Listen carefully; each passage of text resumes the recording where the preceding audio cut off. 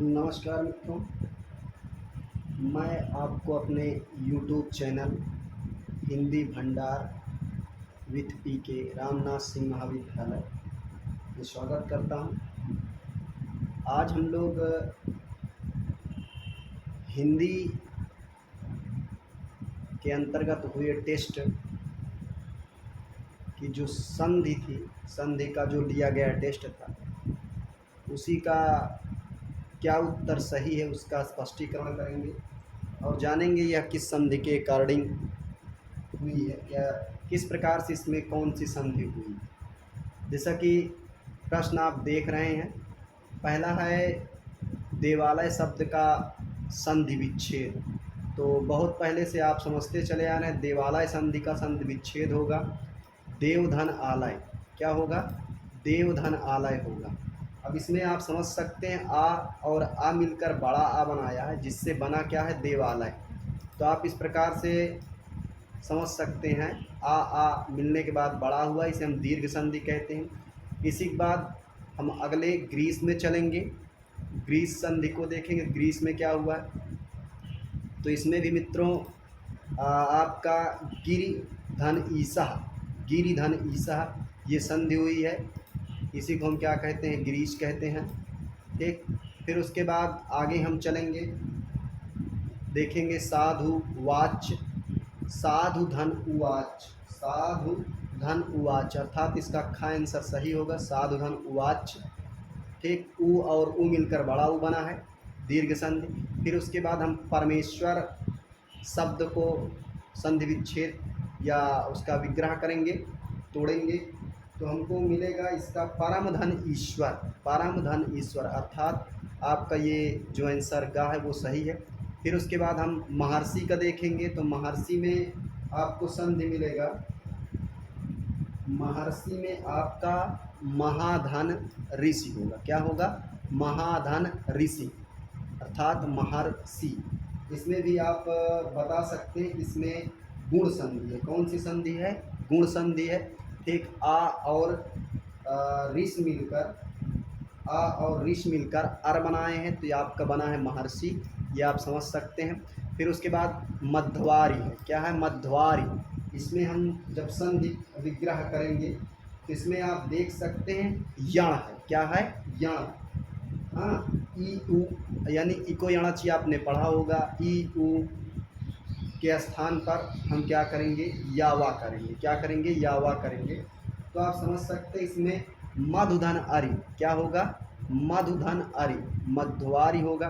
फिर उसके बाद स्वागतम में बहुत अच्छा ये भी है, ये भी यण संधि का उदाहरण है। हाँ, सु के जगह पर वाह हुआ है, अर्थात उ के जगह पर वाह हुआ है, तो सुधन आगतम बना है, अर्थात स्वागतम बना है।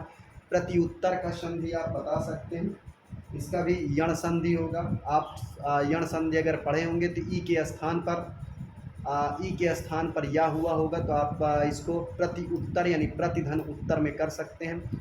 पवनम सबसे सिंपल संधि है, पवनम। हाँ, पवनम का संधि विच्छेद आप करेंगे तो आपको मिलेगा पोधन अनम। क्या मिलेगा? पोधन अनम। इसमें आप बता सकते हैं अयादि संधि, अर्थात ओ के बाद, ओ के बाद आया है तो औ हो गया था, तो ये बना क्या था? पवनम। फिर आगे चलते हैं, इसी प्रकार से नयनम है। नयनम की हम संधि देखेंगे तो आपको मिलेगा ने धन अनम। क्या मिलेगा? ने धन अनम, ने धन अनम, अर्थात ए के बाद आ आया तो ये अय हो गया था। ठीक, तो बना क्या था? नयनम। अब आगे चलते हैं पुस्तकालय। बहुत पहले से बच्चों आपको पढ़ाया जा रहा था पुस्तकालय, पुस्तक धन आलय, पुस्तक धन आलय, यानी का अंतिम वर्ण आ है और इधर का आ मिलके आलय का दीर्घ आ हो गया। इस प्रकार से ये बन गया पुस्तकालय। क्या बन गया है? पुस्तकालय। रमेश में, आइए बच्चों देखते हैं रमेश में किस प्रकार की संधि हुई होगी। तो इसमें आप पढ़े होंगे कि जब आ के बाद ई आए तो ए हो जाए, आ के बाद ई आए तो ए हो जाए, अर्थात ये क्या है? रमः धन ईसा, रमः धन ईसा, आ के बाद ई आया तो मिलकर का बनाया, ए बनाया। इस दशा में ये क्या हो गया, रमेश हो गया। फिर इत्यादि में आते हैं, क्या आते हैं, इत्यादि। बड़ी सिंपल संधि है, इसकी भी यण संधि होगी। ए के स्थान पर यानी ई के स्थान पर क्या हुआ है, या हुआ है बच्चों, तो इत्यादि हो गया। फिर आगे चलते हैं, नदीसह है, क्या है, नदीशः, अर्थात नदि धन ईसह, नदि धन ईसह। इसमें भी आप समझ सकते हैं, बड़ी ई और बड़ी ई मिलकर क्या हुआ है, बड़ी ई हुआ, अर्थात दीर्घ संधि हुआ। इस दशा में यहाँ पर कौन सा होगा, ग नंबर इसका उत्तर सही है। फिर उसके बाद आगे आए यद्यपि में, ये बच्चों आपकी परीक्षा में ये यद्यपि जो संधि है कई बार पूछी गई है, तो इसको आप समझ सकते हैं। कई बार बच्चों से गलतियां हो जाती हैं, तो इसमें यदि धन अपि होगा, यदि धन अपि होगा, अर्थात इसका जो हम ह्रस्व ई निकालते हैं और आ, तो ई के स्थान पर क्या हो जाता है बेटा, या हो जाता है, तो यदि धन अप हो जाता है। यण संधि है। सूर्योदय में आते हैं, देखते हैं सूर्योदय कहाँ है। हाँ, ये है सूर्योदय का संधि विच्छेद। तो सूर्य धन उदय होना चाहिए बच्चों, तो सूर्य धन उदय इसका पहला सही है ऑप्शन। फिर उसके बाद आते हैं कवीश्वर, तो कवि धन ईश्वर, इसका भी सही होगा। ठीक, फिर उपेंद्र की संधि विच्छेद देखेंगे। हाँ, उपेंद्र की संधि विच्छेद देखेंगे तो इसमें उप है और इंद्र, इंद्र यानी आ के बाद ई आया है, तो ये क्या हो गया है, ए हो गया है। अर्थात इस दशा में यहाँ गुण संधि होगा उपेंद्र में। विद्याधनार्थी, कई दिनों से कई बार आपका 6-7-8 से बच्चों लगभग इसको पढ़ते चले आए हैं। तो विद्याधनार्थी आपको कहीं दिखाई देता होगा, विद्याधनार्थी बनता है विद्यार्थी। फिर देवधन ऋषि, आप देवधन ऋषि, देवर्षि बना है, तो आप इसको देवधन ऋषि जो होगा उसी को आप सही कर लीजिएगा। ठीक, देवधन ऋषि इसका आपका आंसर होगा। फिर आगे चलते हैं,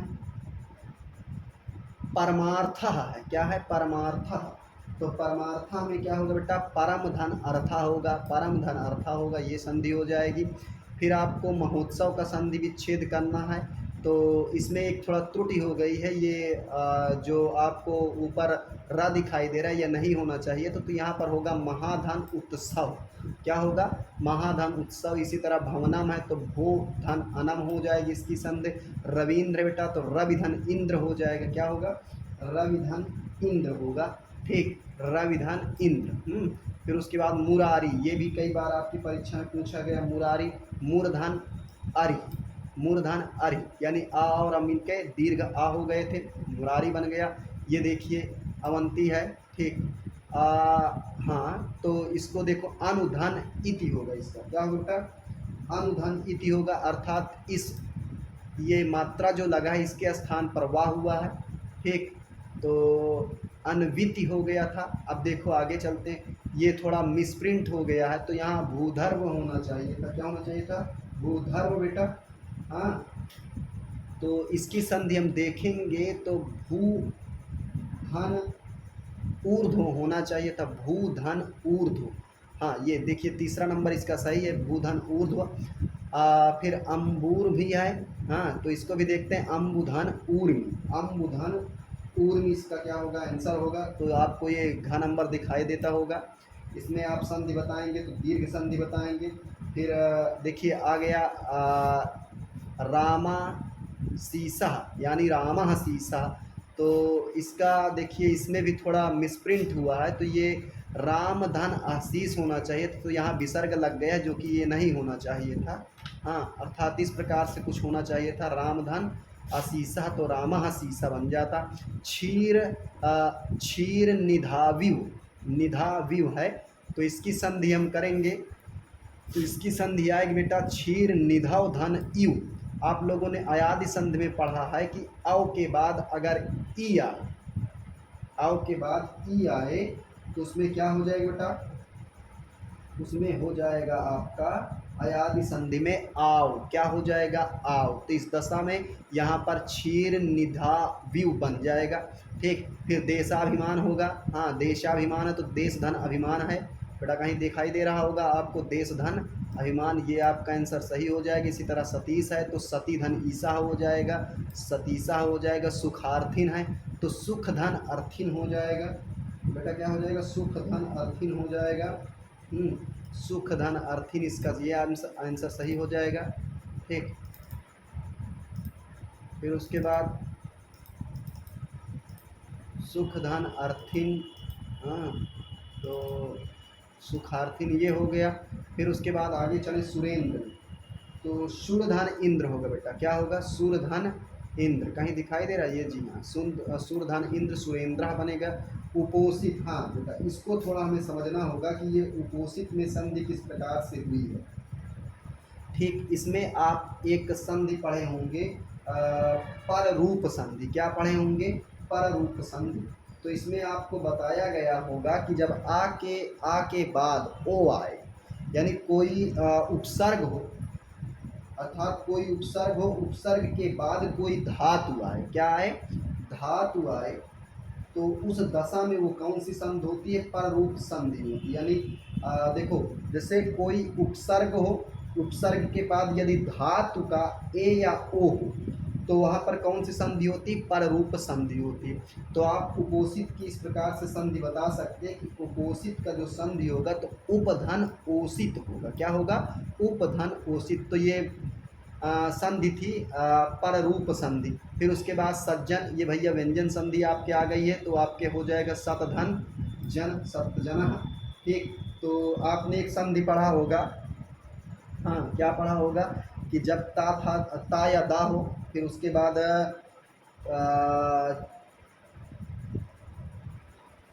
तीसरा वर्ण हो, तो वो अपने तीसरे वर्ण में बदल जाएगा, तो ये हो जाएगा सतधन सज्जन, सज्जन सतधन जन। फिर ये भी देखिए एक आ गई थी विसर्ग संधि का। हाँ, अगर आपको पढ़ाया गया होगा कि यदि विसर्ग के बाद ता या सा हो, तो वो आधा शा यानी रस्व शा में बदल जाता है। तो रामस तरित क्या होगा? रामः धन तरति। हाँ, इसका रामः धन तरति अर्थात तो दूसरा होगा ख नंबर।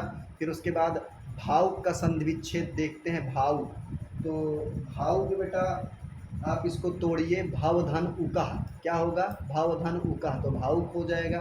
फिर अगला देखते हैं मधुराक्षरम का संधि विच्छेद होगा, तो मधुरधन अक्षरम होगा। ठीक, फिर उसके बाद आगे चलें, अनवर्था का संधि विच्छेद होगा। अनवर्था का संधि विच्छेद होगा बेटा, अनवर्था का आप संधि विच्छेद करेंगे तो अनुधन अर्था होगा। क्या होगा? अनुधन अर्था, अर्थात अनु के बाद आ आया है, तो यहाँ पर क्या हो गया? अनुधन अर्था हो गया है। ठीक, तो अनुअर्था नहीं, अनुधन अर्था ये है।